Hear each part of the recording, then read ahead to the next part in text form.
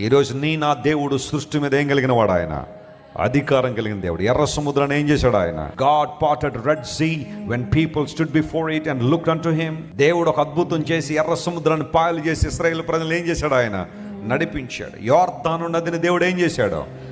చేల్చగలిగిన దేవుడు ఆయన. ఎరికో ప్రాకారాలు ఏ విధమైన మిలిటరీ ఆపరేషన్ లేకుండానే Jericho walls ఏమైపోయినాయి?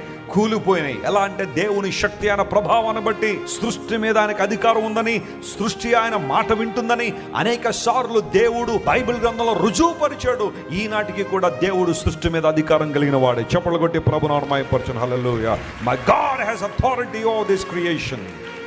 He is sovereign over this creation. ఈ సృష్టి మీద అధికారం కలిగిన దేవుడు. అందును బట్టే కలుగును గాక అంటే ఏం చేసినవి? కలిగాయి.